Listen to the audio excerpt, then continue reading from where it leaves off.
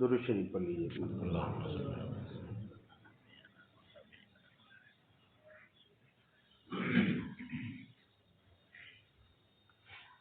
اللهم صل على سيدنا ونبينا مولانا محمد وعلى آل سيدنا ونبينا مولانا محمد وبارك وسلم۔ الحمد لله وحده، والصلاة والسلام على من لا نبي بعده، لا نبي بعده ولا نبوة بعده، ولا رسول بعده ولا رسالة بعده، أما بعد فأعوذ بالله من الشيطان الرجيم، بسم الله الرحمن الرحيم۔ يا أيها النبي قل لأزواجك وبناتك ونساء المؤمنين يدنين عليهن من جلابيبهن، وقال الله تبارك وتعالى: المال والبنون زينة الحياة الدنيا، وقال الله تبارك وتعالى: وقل للمؤمنات يغضضن من أبصارهن ويحفظن فروجهن ولا يبدين زينتهن إلى آخره، أو كما قال الله سبحانه وتعالى۔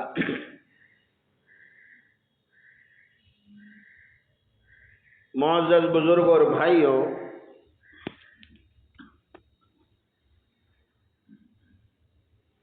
اللہ سبحانہ و تعالی نے مجھے اور آپ کو دین اسلام کی دولت سے نوازا ہے۔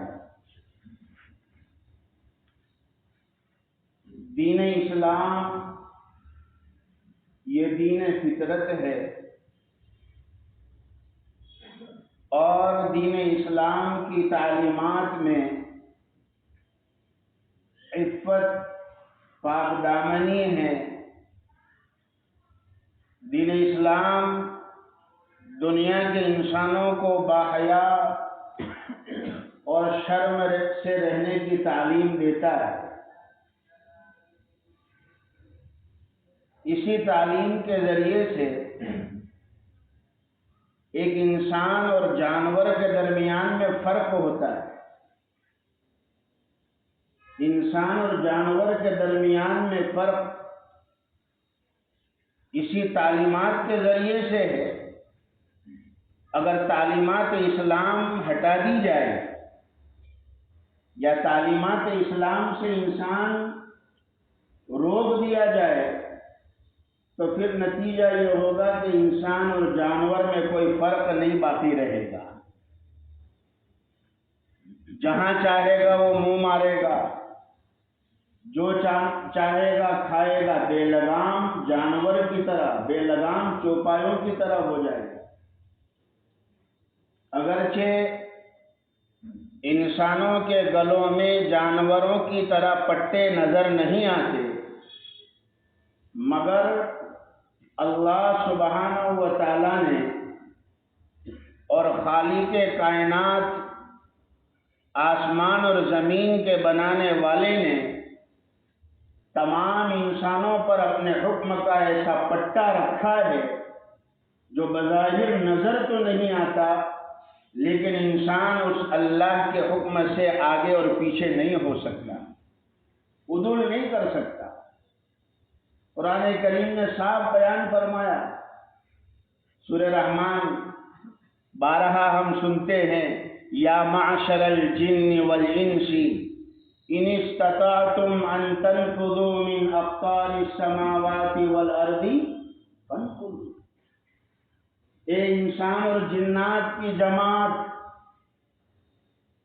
یہاں جنات کا نام پہلے ہے، یا معشر الجن والانس، اور اسی صورت میں دیکھیے عجیب نقطہ ہے، سورہ رحمان ہی میں جہاں جنت کا ذکر ہے وہاں انسان کا نام پہلے ہے، جنات کا نام بعد میں ہے۔ کہ جنت کی حوریں اللہ نے ایسی بنائی کہ جس کو نہ کسی انسان نے ہاتھ لگایا نہ کسی جنات نے ہاتھ لگایا. لم يطمثهن انس قبلهم ولا جان فبأي آلاء ربكما تكذبان. جنت کی حوریں ایسی ہوگی کسی انسان تو انسان جنات نے بھی اسے ٹچ نہیں کیا ہوگا.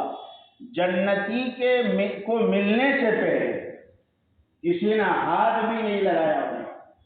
ایسی پاک دامن ہوگی. یہاں پر بھی جنات اور انسان کا ذکر ہے، مگر انسان کا نام پہلے ہے، جنات کا بعد میں ہے. اور جو آیت میں نے ابھی پڑھی اس میں جنات کا نام پہلے ہے، انسان کا بعد میں ہے. عجیب علماء مفسرین فرماتے ہیں کیونکہ وہاں جنت کا ذکر ہے تو جنت کے جانے میں انسان کو اللہ نے مقدم رکھا، اور یہاں شرارت کا ذکر ہے، بدماشی کا ذکر ہے، تو یہاں پر اللہ نے جنات کا نام پہلے لیا، اس لیے کہ شرارت میں انسان سے بڑھ کر جنات و شیاطین. لیکن ہاں کبھی کبھی انسان بھی ایسی حدوں کو پار کر جاتا ہے، جو اللہ نے حدیں بنائی ہیں ان حدوں کو پار کرتا ہے تو پھر یہ بھی شیطان سے بھی بڑھ جاتا ہے، پھر یہ انسان بھی اس سے آگے نکل جاتا ہے. یا معشر الجن والانس ان استطعتم ان تنفذوا من اقطار السماوات والارض. اللہ کی زمین اور آسمان سے نکلنا چاہو تو نکل کر دکھاؤ، لیکن نہیں نکل سکتے. مجھے یہ کرنا ہے کہ اللہ سبحانہ و تعالیٰ نے دین اور ایمان اور اسلام مجھے اور آپ کو عطا فرمایا.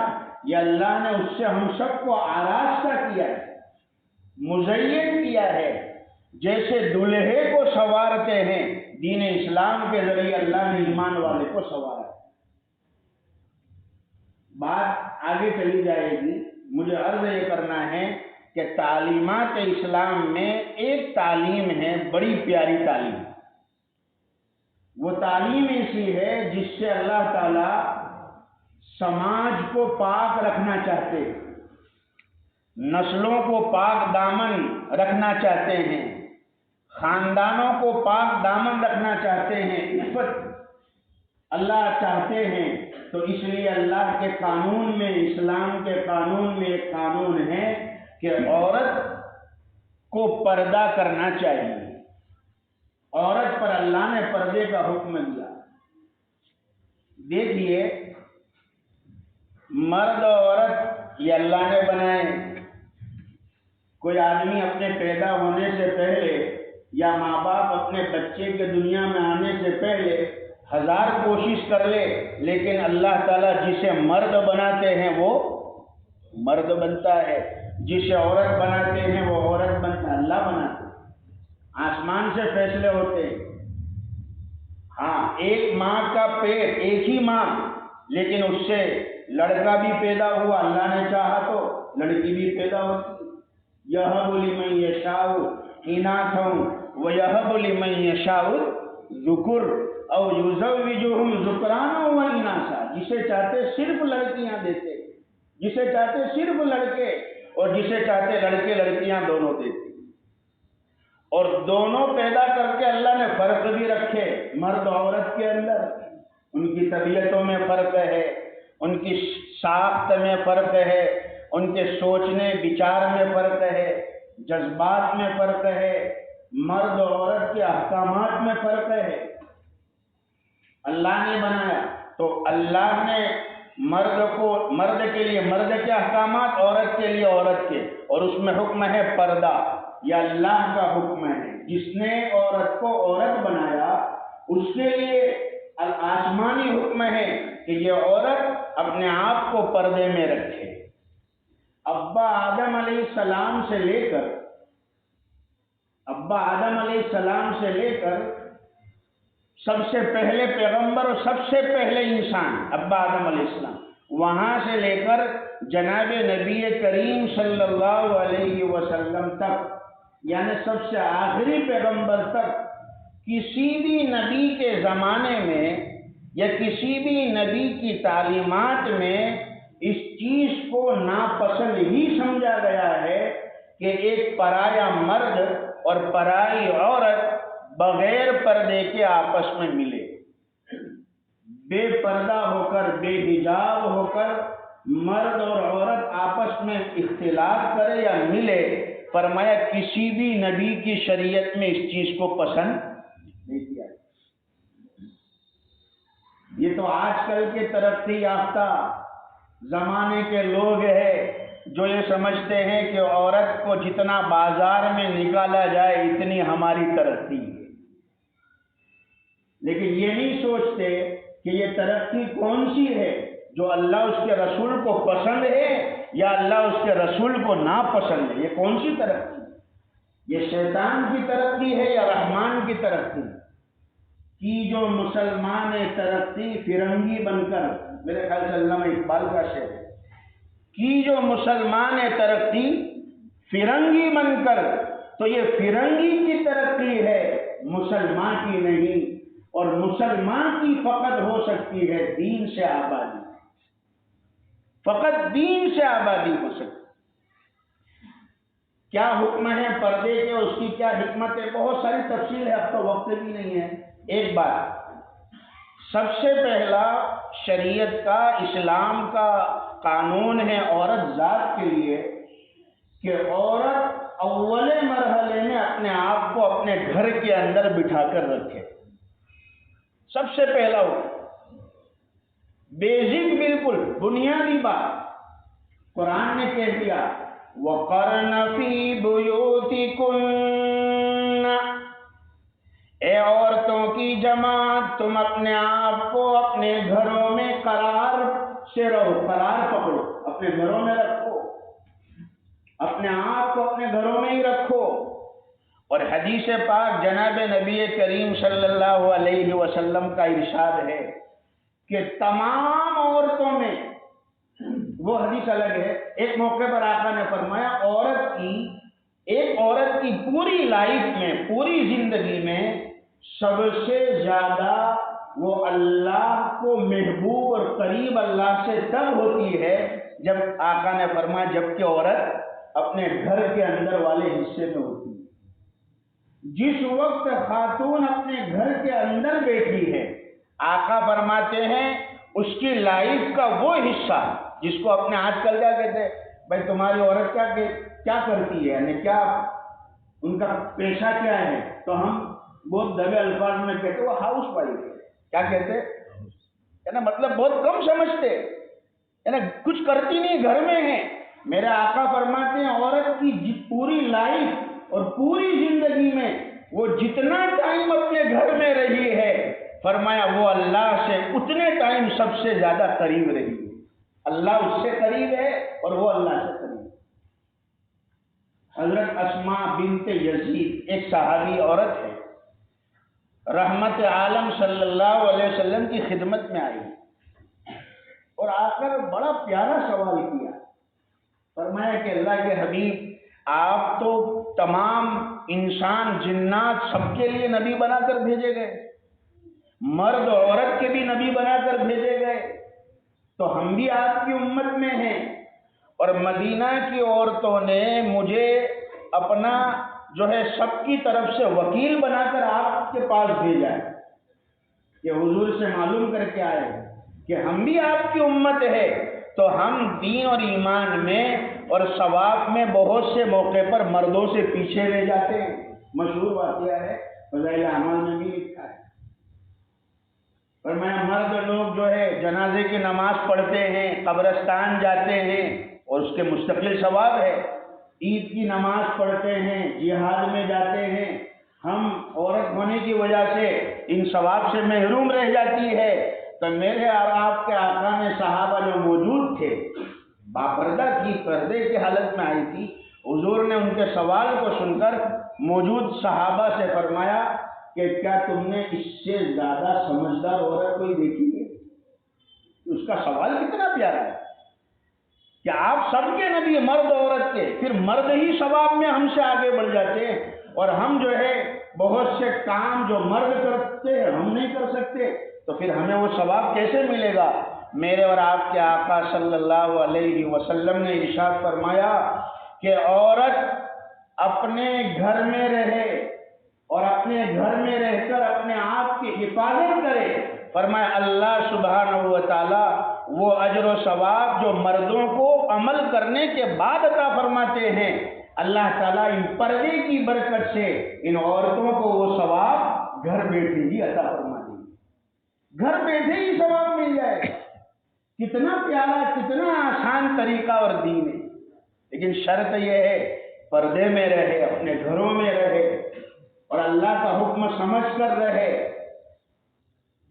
سب سے پہلا حکم عورت پر تو یہی ہے کہ وہ اپنے گھر سے نہ نکلے، چھوٹی چھوٹی ضرورتوں کے لیے، چھوٹے چھوٹے بہانے کے لیے گھر سے باہر نہ نکلے۔ بہت سی مرتبہ مجھے بھی بڑا افسوس ہوتا ہے، کسی کے گھر مہمان جاتے ہیں تو باپ بیٹھا ہے، بھائی بیٹھا ہے، تو پانی لے کر مہمان نوازی میں جو ہے عورت آتی ہے، بہن آتی ہے، ماں آتی ہے۔ اس وقت تو نہیں کہہ سکتا، بہت سی مرتبہ شرم بھی آتی ہے، لیکن دل ہی دل میں سوچتا ہوں کہ باپ بیٹھا ہے، بھائی بیٹھا ہے، پھر عورت کو ضرورت کیا ہے پانی لانے کی؟ ارے مولانا ہے تو کیا ہوا، بڑے شیخ الحدیث ہے، مولانا ہے، متقی، کسی کی پیشانی پر تھوڑی لکھا ہے شیطان ہر ایک کے ساتھ میں۔ شیطان اور نفس دو دیووں سے ایک آدمی کی جنگ ٹھنی ہے۔ ایک عورت آئی میرے آقا کی خدمت میں، ام خلاد نام کی یہ خاتون تھی، بوڑھی تھی، اور ایک جنگ میں سے لشکر واپس آیا تھا، خبر پھیلی تھی کون کون شہید ہو گیا۔ ام خلاد کو پتا چلا میرا جوان بیٹا بھی اللہ کے راستے میں جو ہے اللہ کے دین کے کام آ گیا، اعلاء کلمت اللہ میں کام آ گیا۔ بیٹے کی شہادت کی خبر سن کر آخری وقت بیٹے نے کوئی وصیت کی ہے یا اس کے کیا بول تھے، یہ ساری چیزوں کو معلوم کرنے جناب نبی کریم صلی اللہ علیہ وسلم کی خدمت میں آئی، لیکن اتنے سلیقے سے آئی کہ پردہ اس کے اوپر برابر تھا، پورے اپنے آپ کو پردے میں ڈھکی ہوئی تھی۔ لوگوں نے آپس میں بات کرنا شروع کر دی، اس کا ایک لڑکا گھر کا گزارا اسی کے اوپر باتیں کرنا شروع کر دی کہ بیٹے کی شہادت کا غم جو ہے، غم ایسا ہوتا ہے کہ آدمی ہوش کھو بیٹھتا ہے، پھر بھی یہ پردے میں آئی تو باتیں شروع کر دی کہ بیٹا شہید ہو گیا لیکن پردہ نہیں چھوڑا۔ تو اس خاتون کے کان میں آواز آئی، فوراً پلٹ کر کہا میرا بیٹا شہید ہوا ہے، میری حیات مری نہیں ہے، میری حیات ابھی زندہ ہے، میرا بیٹا شہید ہوا ہے۔ وقت نہیں ہے، ایک ضروری بات کہہ دو، اگر موقع دیا اللہ نے تو آئندہ جمعہ بھی پردے کے فضائل اور اس کی حکمتوں پر تھوڑی بات کروں گا۔ جو لوگ یہ کہتے ہیں یا سمجھتے ہیں کہ پردہ تعلیم کے لیے مانع ہے یا رکاوٹ ہے، اگر کوئی یہ سمجھتا ہے کہ پڑھائی یا تعلیم کے لیے پردہ اور حجاب مانع ہے، تو باقاعدہ علماء نے کتابیں لکھی ہے اور ہم سب بھی پڑھے لکھے ہیں، جانتے ہیں کہ پڑھائی کے لیے یکسوئی ضروری ہے۔ تعلیم کے لیے، پڑھائی کے لیے یکسوئی یعنی دھیان، ایک طرف پورا دھیان دینا۔ علم کے بارے میں کہا جاتا ہے کہ جب تک تو علم کو پورا 100% نہیں دے گا، علم تجھے اپنا کچھ حصہ تجھے نہیں عطا کرے گا۔ جب تک تو اس کو کل نہیں دے گا، یہ بعض تجھے نہیں دے گا۔ تو دھیان چاہیے، یکسوئی چاہیے، اور پردے سے بڑھ کر یکسوئی تو اور کوئی چیز میں ہے ہی نہیں۔ اگر ایک عورت کور میں ہے، حجاب میں ہے، پردے میں ہے، وہ کتنی یکسو ہے، اپنے آپ کو کتنا جو ہے یکسو فیل کرتی ہے اندر سے، تو پردہ تو تعلیم کے لیے عین موافق ہے، پردہ تو تعلیم کے لیے عین مطابق ہے۔ اسی پردے میں رہ کر خواتین نے کہاں کہاں کے کیسے کیسے میڈل حاصل کر لیے ہیں.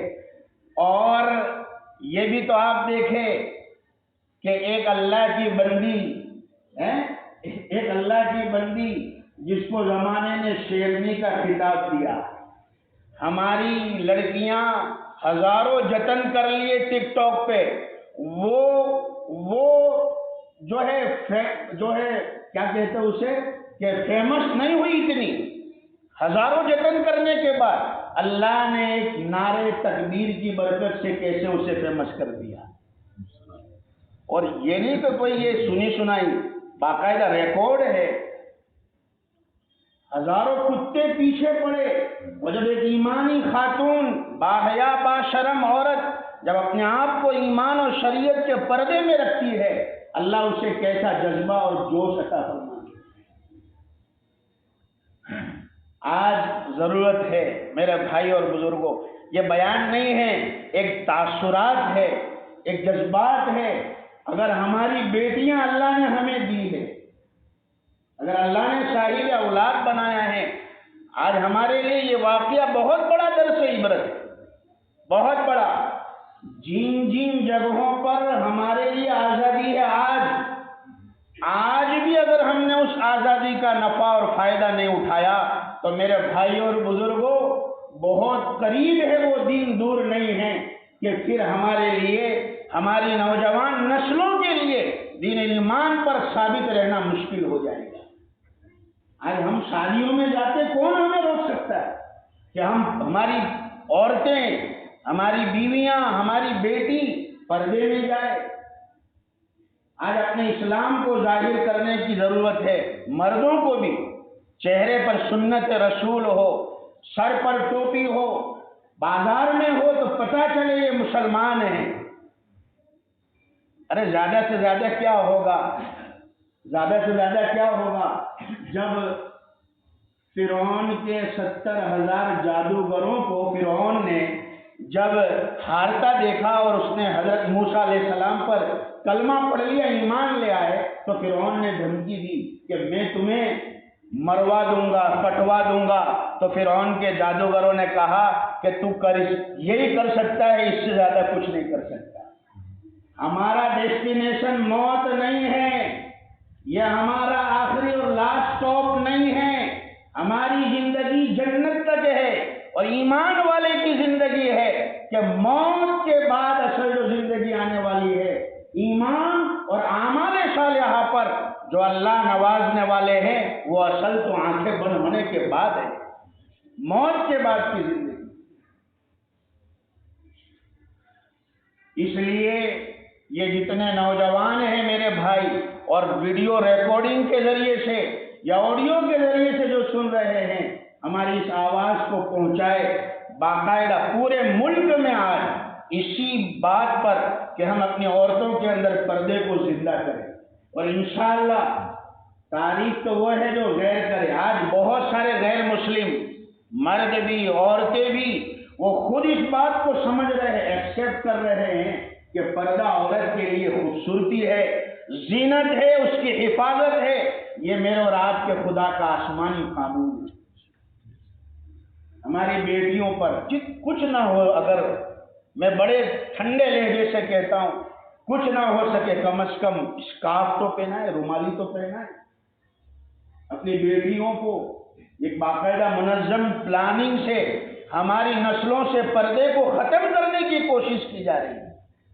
اور جہاں اللہ کا حکم ٹوٹے گا اور اللہ کے حکم جو ہے وہاں جہاں ختم ہوں گے، اللہ کی طرف سے بے برکتی آئے گی، فتنے آئیں گے، نحوست آئے گی.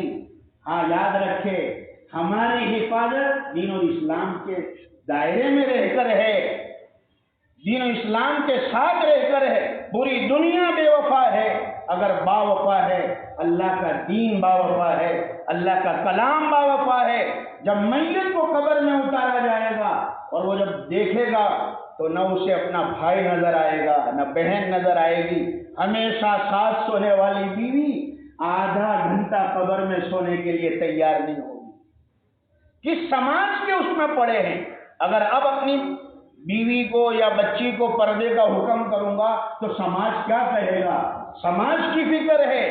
کسی کا آستانہ اونچا ہے اتنا کہ سر جھک کر بھی اونچا ہی رہے گا، اور ہنسے جانے سے جب تک تم ڈرو گے زمانہ تم پہ ہنستا ہی رہے گا۔